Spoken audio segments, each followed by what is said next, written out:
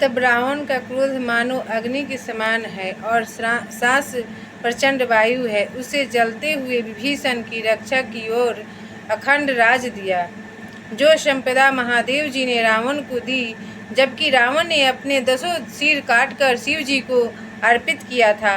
वही संपदा आज श्री राम जी ने विभीषण को संकोच के साथ दी। तब ऐसे प्रभु को छोड़कर जो दूसरों को भजते हैं, वे मनुष्य बिना पूँछ और बिना सिंह के पशु हैं। अपना जानकर प्रभु ने उसे अपना लिया। उनका स्वभाव समस्त वानरों को अच्छा लगा। तब फिर सर्वज्ञ, सबके मन में वास करने वाले, चराचर के व्याप्त, सबसे परे और उदासीन रहने वाले, नीति के पालक और राक्षसों के संहार करता प्रभु यह वचन बोले, हे सुग्रीव और हे लंका के राजा वीर विभीषण, सुनो, किस प्रकार से समुद्र को पार किया जाए। इसमें सर्प, मगर और अनेक जाति की मछलियां है तथा यह बड़ी ही दुस्तर और अगाध है। भगवान विष्णु के अवतार थे राम, फिर भी मानव शरीर में रूप धारण कर कर मानव लीला कर रहे हैं और एक आम आदमी के भांति मंत्री से पूछ रहे हैं, किस प्रकार हमको रास्ता दीजिएगा और सीता को लाने कैसे चले।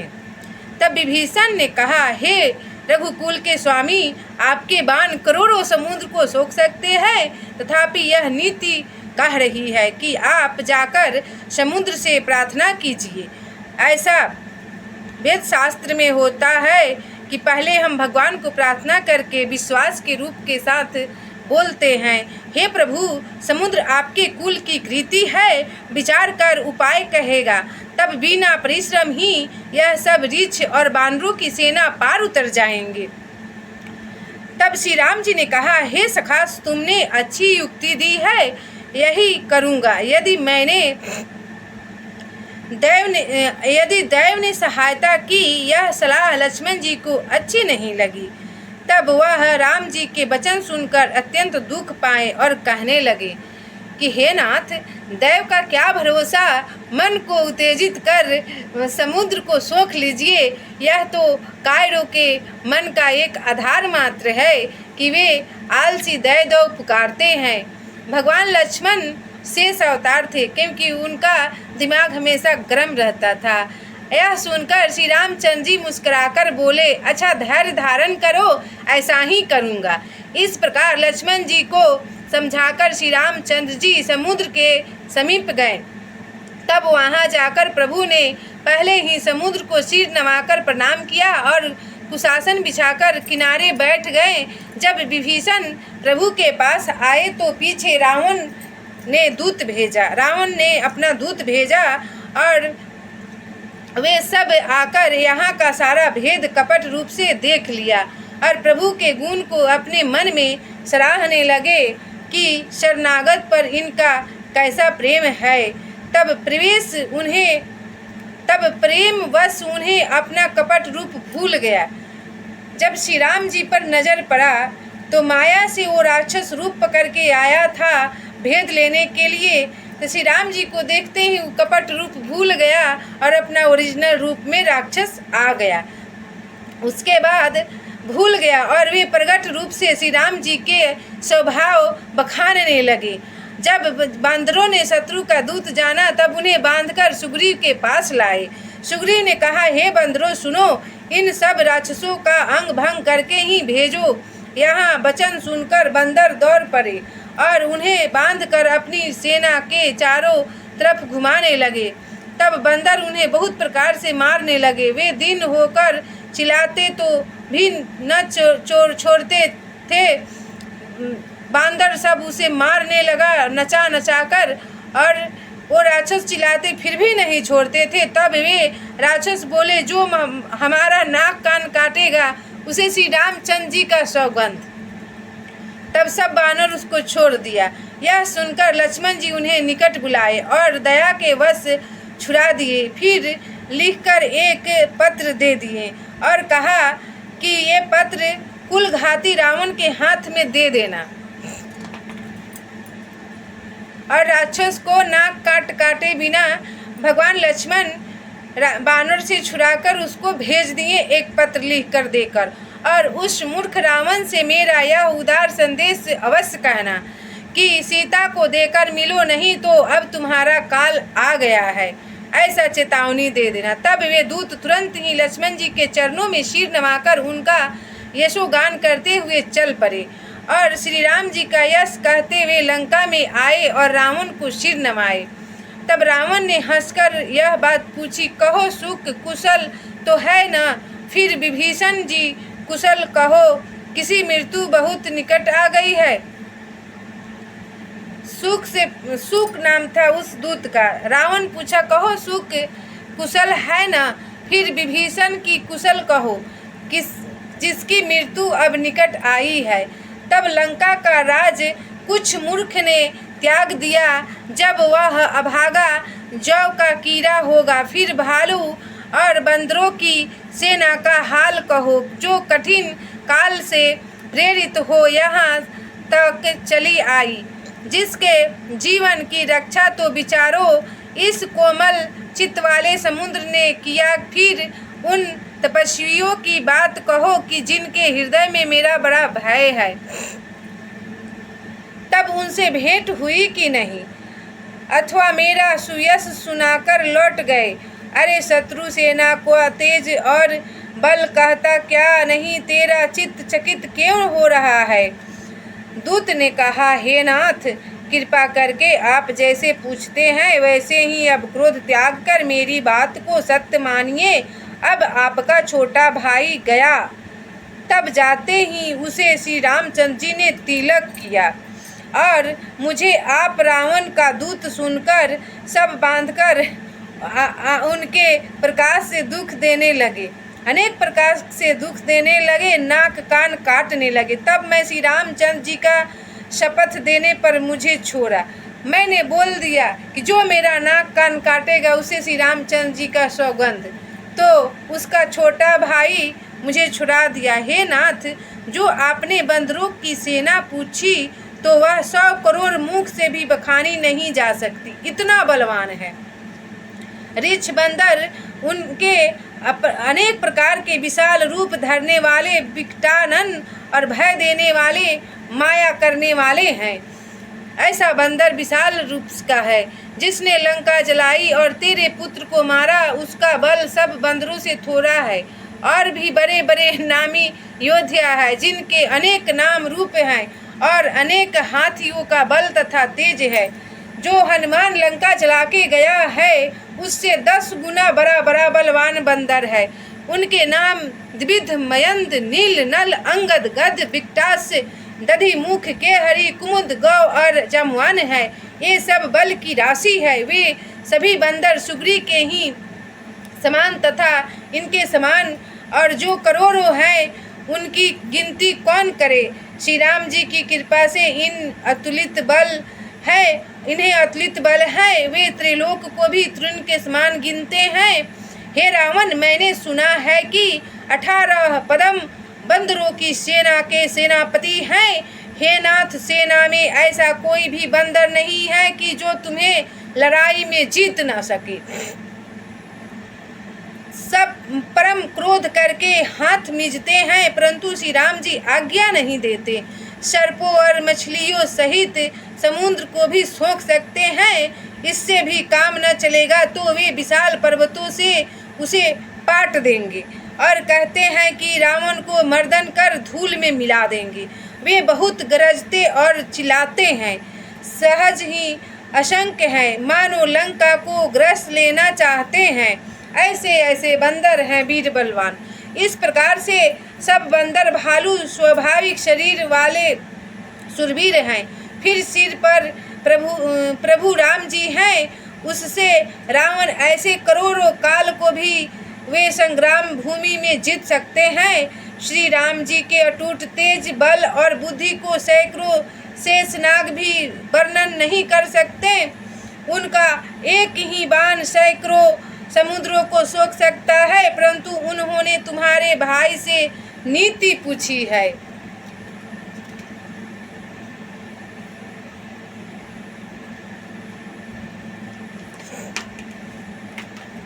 और विभीषण से नीति पूछ के रास्ता मांग रहे हैं। उसकी बात से सुनकर श्री राम जी मन में कृपा धारण कर समुद्र से रास्ता मांगते हैं। उसकी वह बात सुनकर रावण हंसा कि जो ऐसी मति है तभी तो बंदर और भालू सहायता करने वाला है।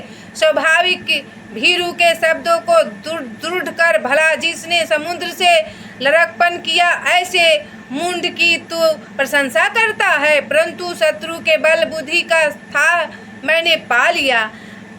फिर जिसका विभीषण जैसा डरपोक मंत्री है उसे विजयी विभूति कहाँ लग सकती है। रावण ऐसा अपने मुख से बोल रहा है। दुष्ट रावण की बात सुनकर दूत को बड़ा क्रोध आया और उसने उपयुक्त समय विचार कर लक्ष्मण का पत्र निकाल दिया। कहा, श्री राम जी के छोटे भाई ने यह पत्र दिया है, हे नाथ इसे बचवाकर छाती ठंडी कर लीजिए। तब हंसी के साथ बाएं हाथ से पत्र ले मंत्री को बुलाकर मूर्ख रावण उसे बचवाने लगा और सुनने लगा। उस समय उस पत्र में लिखा था कि रे सठ बातों से मन को प्रसन्न कर, कुल का नाश न कर, श्री राम जी के विरोध से बच नहीं सकता, चाहे ब्रह्मा विष्णु और महेश की ही शरण में क्यों न चला जाएगा। आज तुम्हें मैं नहीं छोड़ूंगा। अरे मूर्ख, अभिमान त्याग कर विभीषण की तरह प्रभु के चरण कमल का भौरा बन जा, नहीं तो श्री राम जी के अग्निवत बाणों में पड़कर अपने कुल का सहित पतंग क्यों बना रहा है, कुल का विनाश क्यों कर रहा है, संहार क्यों करवाने के लिए तैयार है। ऐसा सुनकर रावण भयभीत हुआ, किंतु मुस्कुराकर कहने लगा कि छोटे तपस्वी के वचन का विलास तो देखा कि भूमि पर परे परे हाथ से आकाश को पकड़ रहा है। शकुन के कहा, हे नाथ, शुक ने कहा, हे नाथ, रावण का दूत का नाम था शुक। शुक ने कहा, हे नाथ, सब सत्य है। हे प्राकृतिक अभिमानी, समझो और क्रोध त्याग कर मेरा वचन सुनो। हे नाथ, श्री राम जी से बैर न करो, छोड़ दो। और श्री राम जी यद्यपि अखिल ब्रह्मांड के राजा हैं तथापि अत्यंत कोमल स्वभाव के हैं। मिलते ही तुम पर कृपा करेंगे और तुम्हारे एक ही भी अपराध को हृदय में नहीं रखेंगे, क्षमा कर देंगे। हे प्रभु, सीता को श्री रामचंद्र जी को दे दीजिए और मेरा इतना कहना मान लीजिए। जब उसने सीता को देने की बात कही तो उस पर रावण ने चरण प्रहार किया, लात मारा, अर्थात लात मारकर उसे भगा दिया। तब वह रावण के चरणों में सिर नवाकर वहाँ से चला गया जहाँ कृपा के समुद्र श्री राम जी विद्यमान थे। तब प्रणाम कर अपनी कथा सुनाई और श्री राम जी की कृपा से उसने अपनी गति प्राप्त कर ली। हे पार्वती, वह अपने ही बड़ी ज्ञानी मुनि था जो अगस्त ऋषि के शाप से राक्षस हो गया था। शुक नाम का राक्षस को श्राप मिला था, इसलिए वो रावण के पास राक्षस बन के दूत बन के रह रहा था। तब प्रणाम कर अपनी कथा सुनाई तो श्री राम जी की कृपा से उसने अपनी गति प्राप्त कर ली और स्वर्ग लोक में चले गए। हे पार्वती, वह पहले ही बड़ा ज्ञानी मुनि था जो अगस्त ऋषि के शाप से राक्षस हो गया था। वह श्री रामचंद्र जी की बारंबार वंदना करके फिर अपने आश्रम को चला गया और उधर जब 3 दिन व्यतीत हो जाने पर भी समुद्र ने प्रार्थना न स्वीकारा तब श्री रामचंद्र जी को उपयुक्त होकर बोले, भय के बिना प्रीति नहीं होती। हे लक्ष्मण, धनुष बाण लाओ, मैं अग्नि बाण से इस समुद्र को सोख लूँ। मूर्ख से प्रार्थना करना और कुटिल से प्रेम करना तथा स्वाभाविक कृपण से सुंदर नीति और जो मोहमाया में पड़ा हुआ है उसे ज्ञान की कथा तथा लोभी से बैराग कहना और क्रोध अभिमानी से भगवान की कथा कहनी वैसा ही व्यर्थ है जैसे उस खेत में बीज बोने से व्यर्थ होता है। ऐसा कहकर श्री राम जी ने धनुष चढ़ाया तो उनकी यह सम्मति लक्ष्मण जी के मन को अच्छी लगी। फिर तो प्रभु ने अत्यंत ही कराल अग्निबाण को चढ़ाया तो समुद्र के हृदय में ज्वाला उठी, समुद्र की ज्वाला उठी। घड़ियाल, सर्प और मछलियाँ आदि व्याकुल हो गए और समुद्र ने जाना कि सब जल रहे हैं तो स्वर्ण के थाल में अनेक प्रकार की मणियों को भर ब्राह्मण रूप किए मान रहित हो आया। और हे गरुड़ जी, केले का वृक्ष काटने पर ही फलता है, चाहे कोई उसे कितना ही यत्न से क्यों न सींचे हो। वैसे ही जो नीच होते हैं वे प्रार्थना से नहीं मानते, डांटने पर ही मानते हैं। ऐसा प्रभु श्री रामचंद्र जी क्रोध में बोल रहे हैं। तब समुद्र देवता अपने स्वाभाविक रूप में बाहर आए। तब अभय उक्त समुद्र ने आकर श्री राम जी के पांव पकड़ लिए और कहा, हे नाथ, मेरे अपराधों को क्षमा करो, क्योंकि आकाश, वायु, अग्नि, जल और पृथ्वी इनकी करनी स्वाभाविक जड़ होती है। सब ग्रंथ कहते हैं कि सृष्टि के लिए ही तो आपकी प्रेरित माया ने यह रचना की है। सो आप प्रभु की जैसी आज्ञा जिसके लिए है वह उसी प्रकार रहने में सुख को प्राप्त होता है। प्रभु ने अच्छा किया जो मुझे शिक्षा दी। सारी मर्यादा तो आप ही ने स्थापित की है। सो ढोल, गंवार, शूद्र, पशु और स्त्री यह सब तारना ही देने योग्य है, क्योंकि यदि मैं आपके प्रताप से सुख जाऊं तो मैंने सेना उतरे, इसमें मेरी कोई प्रतिष्ठा नहीं है।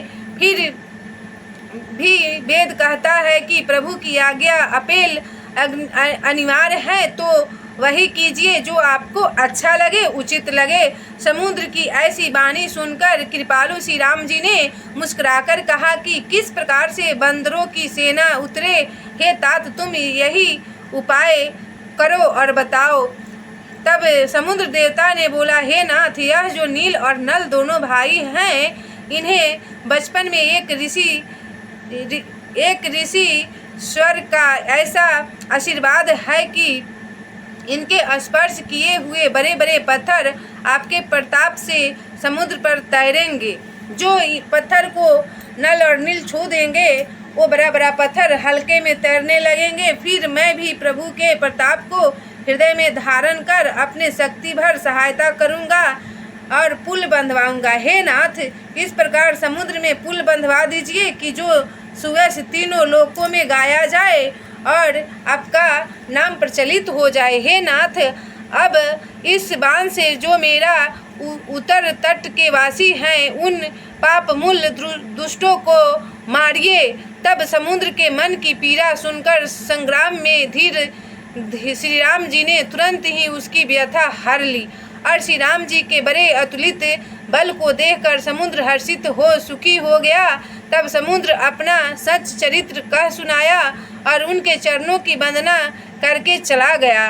तब समुद्र अपने घर को गया। उसकी यह सम्मति श्री रामचंद्र जी को अच्छी लगी। श्री तुलसीदास जी कली काल के पापों के नाश करने के लिए इस चरित्र का गान करते हैं, जो सब सुखों का घर है, दुखों का शमन करने वाला, दुखों का नाश करने वाला श्री राम जी के गुणों से भरा है। इससे पवित्र मन वाले सज्जन संसार की सब आशा और भरोसा त्याग कर इसे गाते हैं। श्री रामचंद्र जी का यह गुणगान सब मंगलों को देने वाला है। जो आदर सहित इसे सुनते हैं वे इस संसार सागर से बिना नौका के ही बेड़ा पार हो जाता है। बोलिए श्याम रामचंद्र की जय, पवन पुत्र हनुमान की जय, उमापति महादेव की जय।